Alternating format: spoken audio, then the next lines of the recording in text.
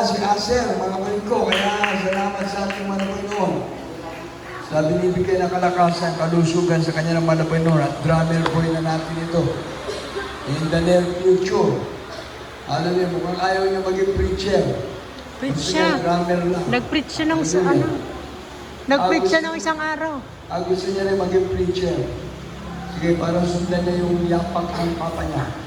Mag-pray tayo.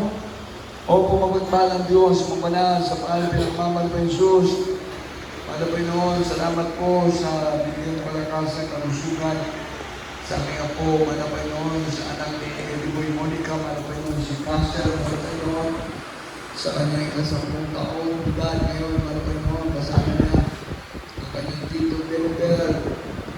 Yan,Pada Panginoon, pareho silang Planta Verde, at sa aming brother Jojo,Pada Panginoon. Salamat po mga kayo sa pagbabago po ng kalakasan.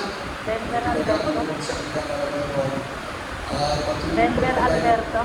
Ito mga Panginoon, bigyan mo siya makalulungan, mga Panginoon, kalulungan talento, meron siya mga Panginoon sa pagtugtog sa instrumento, mga Panginoon. Nabili mo siya mga Panginoon, palatuin mo siya.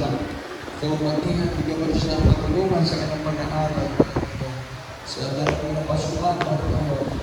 Pagpalain po, malapay-ingatan mo rin si Denver, malapay-ingatan sa pagsakay sa barko, malapay-ingatan mo siya sa mga kasama. Sana sila nagkaroon makanating, malapay-ingatan si Brother Jojo, malapay-ingatan sa kanyang paghahanap buhay.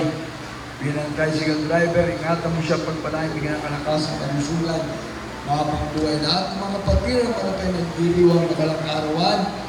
Pagpalain mo po sila, malapay-ingatan, buwan ng Mayo. At sa dating po na June, malapay mong pagpalain mo lahat, mga kapatiran. Sa pangalan ni Jesus, be blessed in Jesus' name. Amen.